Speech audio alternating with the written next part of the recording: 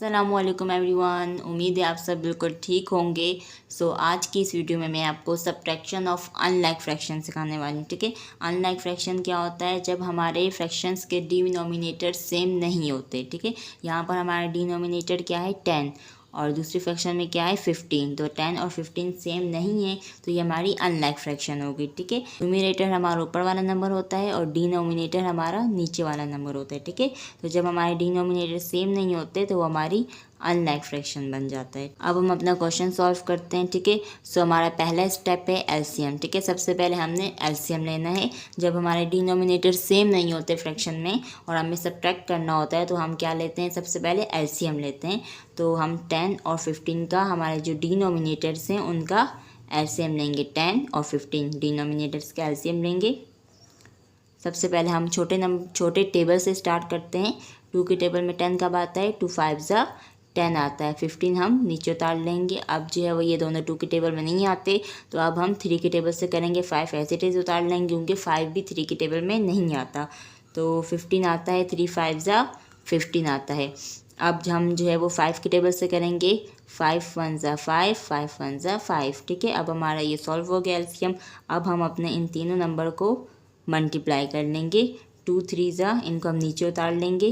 2 3 ज़ा 6, 2 3 ज़ा 6 और 6 5 ज़ा 30 आ गया हमारे पास। ठीक है, अब हमने क्या करना है कि हम अपना क्वेश्चन नीचे उतार लेंगे। 7/10 माइनस 9/15।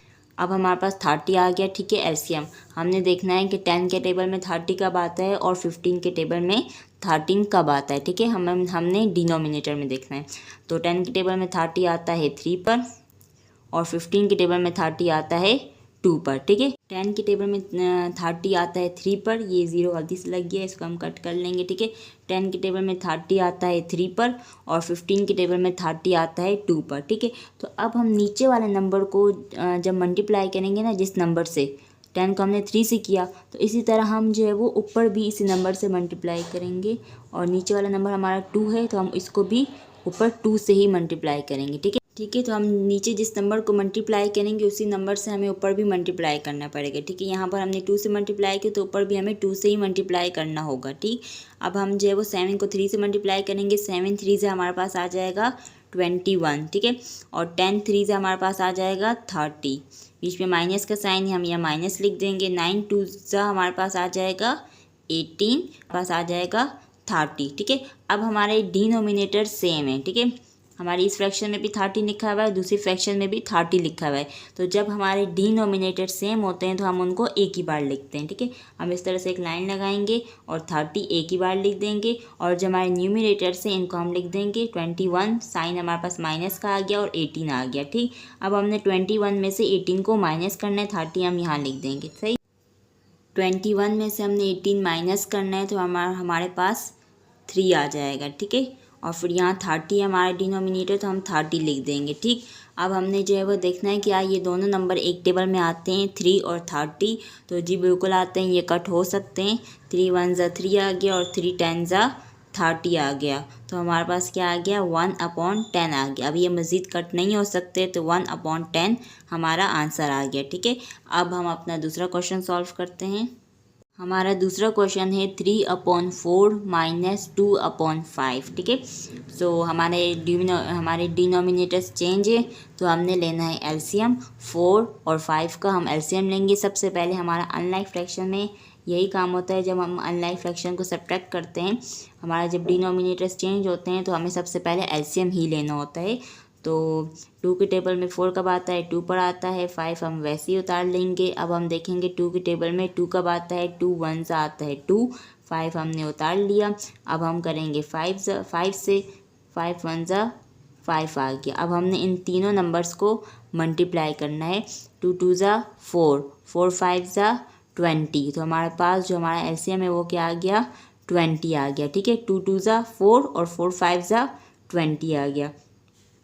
अब हम जो है वो अपना क्वेश्चन उतार लेंगे। 3/4 माइनस 2/5। ठीक है, अब हमने अपने दोनों डिनोमिनेटर्स को देखना है। ठीक है, सबसे पहले कि 4 के टेबल में 20 कब आता है, 5 के टेबल में 20 कब आता है, डिनोमिनेटर्स को देखना है हमने।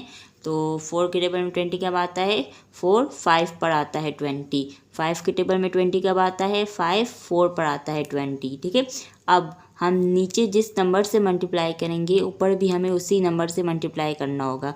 नीचे हमने यहाँ 5 से किया तो ऊपर भी 5 से ही करेंगे, यहाँ हमने 4 से किया तो ऊपर भी हम 4 से ही मल्टीप्लाई करेंगे। ठीक है, बहुत आसान है, बस मल्टीप्लाई कर लेना। 3 5 जा आता है 15 और 4 5 जा आता है 20, 2 4 जा 8, 5 4 जा 20 आ जाएगा। ठीक है, 5 4 जा 20।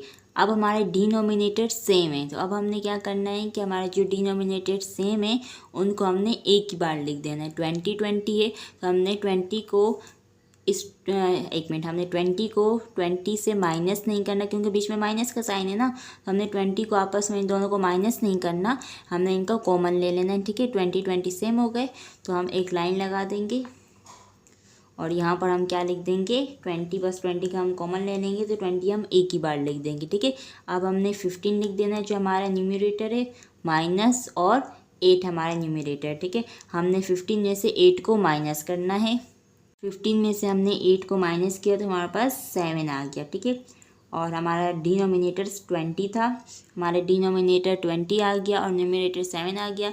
तो अब हमने देखना है क्या ये कट हो सकते हैं, 7 और 20 एक टेबल में आते हैं या नहीं। तो 7 और 20 किसी एक टेबल में नहीं आते, तो हमारा फिर यही आंसर आ जाएगा, 7/20 हमारा आंसर आ गया। अब हमारा तीसरा क्वेश्चन है सब्ट्रैक्शन ऑफ 3 फ्रैक्शंस। ठीक, 4/2 माइनस 3/4 माइनस 1/8।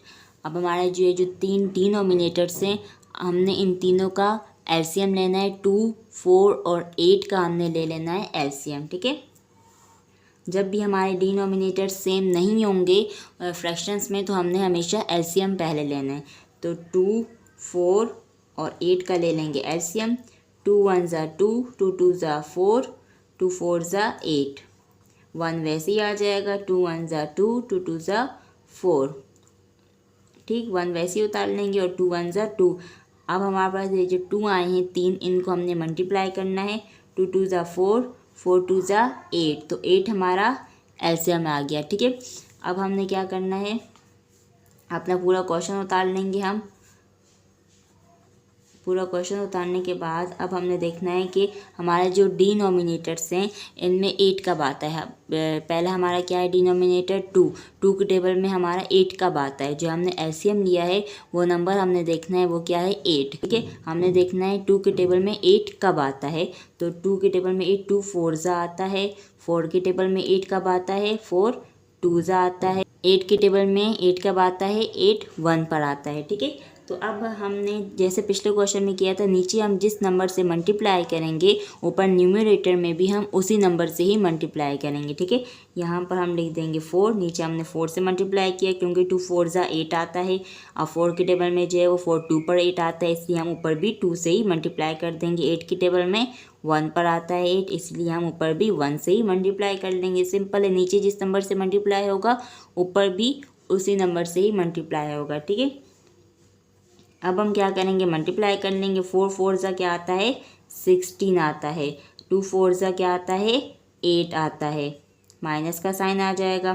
3 2 ज़ा 6 आता है।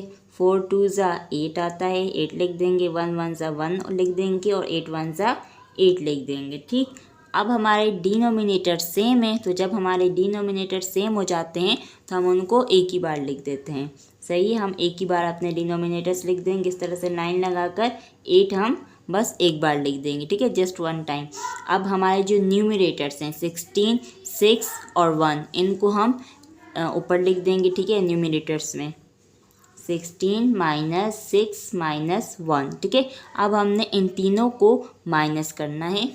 8 हमने कॉमन ले लिया। ठीक है, अब हमारे पास न्यूमरेटर्स क्या हैं 16 6 और 1। ठीक है, अब हमने ऊपर वाले तीनों न्यूमरेटर्स को माइनस करना है और डिनोमिनेटर हमारे पास 8 है। ठीक है, तो हमने पहले क्या करना है, शुरू के 2 को माइनस करना है, फिर उसका जो आंसर आएगा उसको हमने आखिरी वाले के साथ माइनस करना है। ठीक है, 16 में से हमने 6 को माइनस किया तो हमारे पास 10 बच गया। ठीक है, अब हमारे पास जो 10 आया है उसको हमने 1 से माइनस करना है। ठीक है, इस 1 को हमने 10 से माइनस करना है।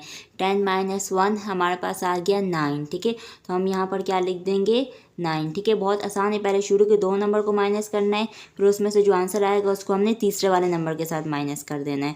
16 माइनस 6 10 और 10 माइनस 1 9। ठीक है, हमारा जो डिनोमिनेटर है वो है 8।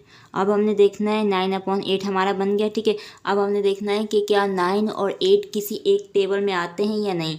तो नहीं आते, ये दोनों एक ही टेबल में, तो हमारा 9/10 आंसर आ गया। ठीक है, हमने अपने तीनों क्वेश्चन कर लिए, सब्ट्रैक्शन ऑफ अनलाइक फ्रैक्शन के हमने तीनों क्वेश्चन कर लिए सॉल्व। तो उम्मीद है आपको आज की वीडियो पसंद आई होगी। So thanks for watching.